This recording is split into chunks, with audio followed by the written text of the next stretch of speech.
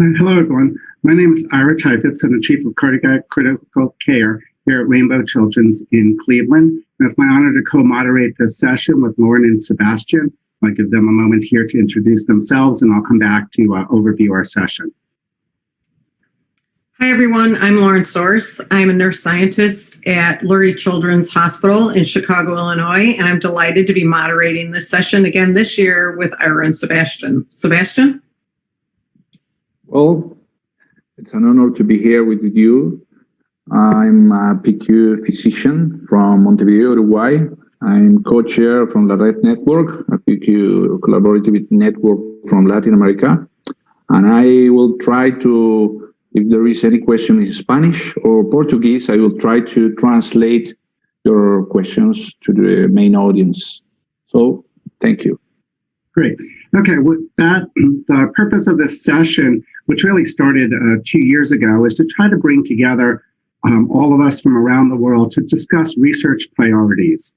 So back in our Singapore meeting, this discussion began really amongst the various research networks around the world. And it was a way for the representatives of the various research networks to come together and think about how we can best partner and how we can work together towards, of course, the common mission of improving care of critically ill children around the world. Since that point, there's been multiple discussions and some nice collaborations that have occurred. This discussion, which has been initiated obviously through WFPICCS, is to think about what should be our research priorities. And we're going to look at today's session both regionally as well as globally. We'll walk through each of the regions of the world as to what has been suggested as priorities for those areas with discussions of each, and then at the end, we'll bring it back together. The data that we're about to show you in terms of what is populated, the slides in terms of potential areas of collaboration have come from various sources. Some areas of the world, specifically Europe, ESNIC has provided the data. In the US, it was actually more of a global survey of various intensivists. And we allowed each of the regions of the world to really decide how best to accomplish this goal. I neglected to say that we've had a working group that do represent the various research networks and regions. So with that, as a really big overview, I'm going to jump into the first slide, and this will make a lot more sense as we get started here. So what we have here on the first slide here is, or are, data, suggestions, areas of interest that have been provided through our representatives in Africa, looking at regional research priorities for the African continent, as well as what they believe is the global research priorities. Much of this session is going to be open discussion, not just Sebastián, Lauren, myself, but hopefully all of you. We've got about 80 people online right now. We're going to try, obviously, to use the technology the best we can. If you'd like to type a question, please use the question answer box, but also we'd like to have folks talk and interact verbally.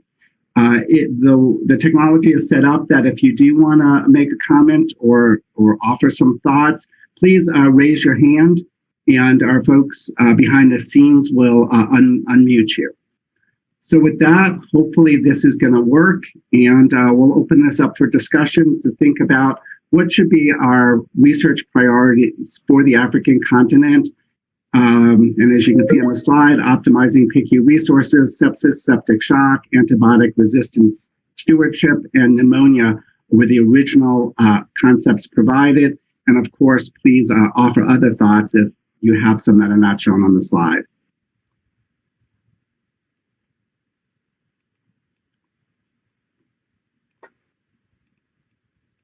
Well, while we wait for some questions to come in, Lauren, Sebastián, anything you want to add that I neglected to say?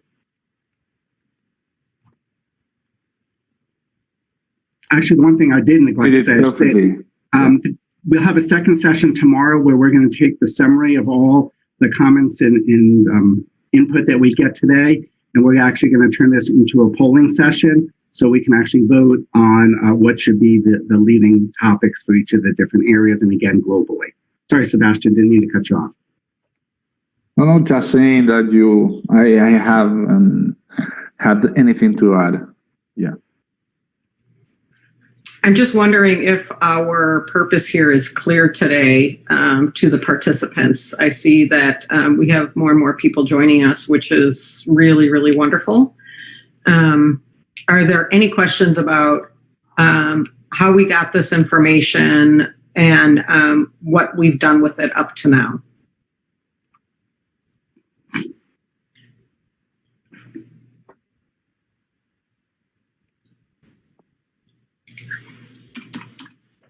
So anything from anyone on the call think that we're missing on the list here for regional research priorities for Africa? And then what would be, from your thoughts, the number one of this list? Just again, open discussion of where you think we should go with this.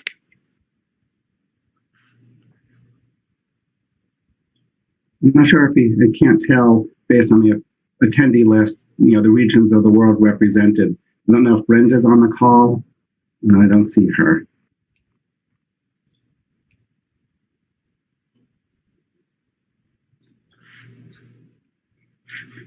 So Mary Dom is asking, can you clarify optimized PICU resources? So my understanding, based on the working group discussion about PICU resources, is really, another way to say it would be, resource allocation in those areas that have just that limited, both economic and personnel resources available. How to go beyond that, that's really open for this discussion. What parts of this global big picture topic should we really be focusing on or suggest that the various research networks of the world focus on?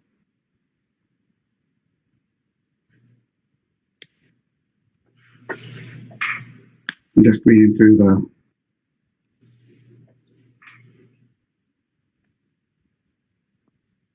So if there are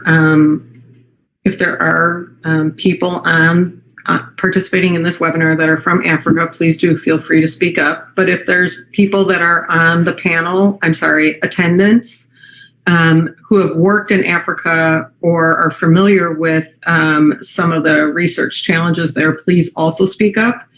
And then if you have not worked there and you just have some insight, please do speak up. And I can see that Sharon Irving, you have spoken up in the chat regarding adding in some nutrition questions and monitoring as far as optimizing PICU outcomes is concerned. Do you have any further comments on that, Sharon?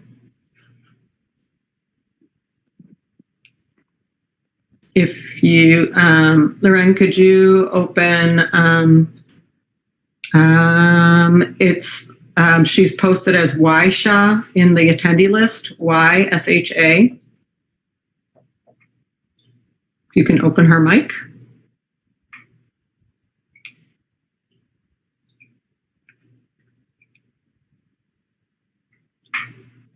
Okay, it's open. There I am. There you are. Hi, can you all hear me? Yes. Okay. Hi, Lauren. Hi, Ira, and everyone.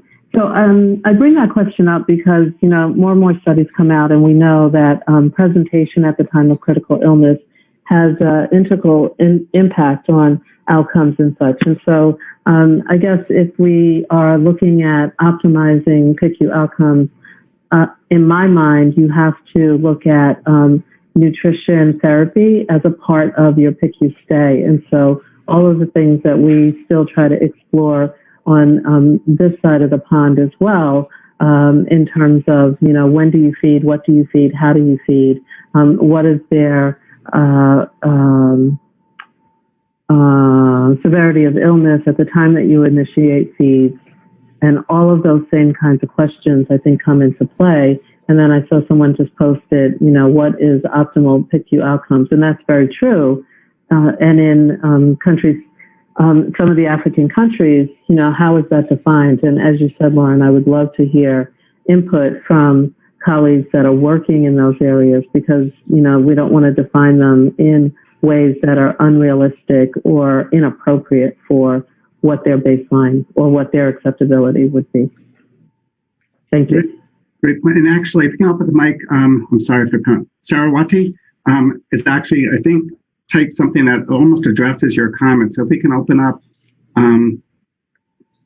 their mic, please. Saraswati.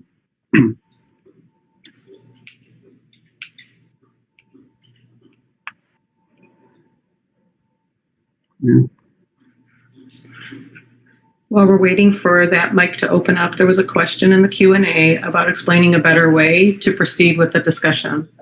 So for each of the geographies that we are going to present, if there are people attending this webinar that are from those geographies, we would like you to jump in and talk about your perspective on these priorities that have been identified through a survey process.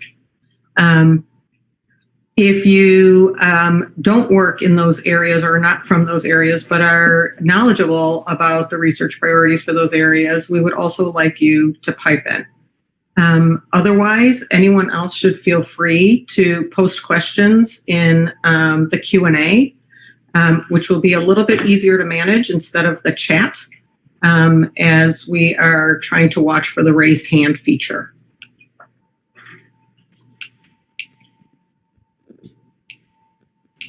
Looks like we're having some problems opening up some of the mics.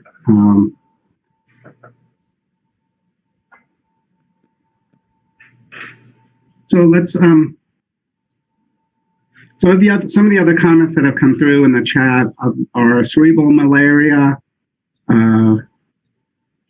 counterfeit or substandard antibiotics, and management of pediatric TBI. Can folks behind the scenes open up some of the mics of the folks in the chat so they can actually elaborate on some of their comments? Maybe open up Joe Carcillo to start. Saraswati is open for chat. Oh, is she open? Okay. Yeah. Sorry, can you guys hear? Sorry, yes, can you guys hear me now? Yes. Okay, great. I was just saying that, and I'm a peds intensivist at Stanford, and I've done a global health work in Africa and Asia. And I think that one of the things that has been interesting in doing this work is what exactly is, how is a PEDS ICU defined, and what are the resources that should be available in these locations, right? Is it just a bubble CPAP machine, or is it that they need ventilators? Do they need to have pumps? What kind of monitors should they have, et cetera? And I think if this kind of global format could be used to discuss that further, to define it, then the physicians in those regions could actually use this recommendation to advocate for resources to build their own ICUs. That was my comment. Thank you. Great, thank you.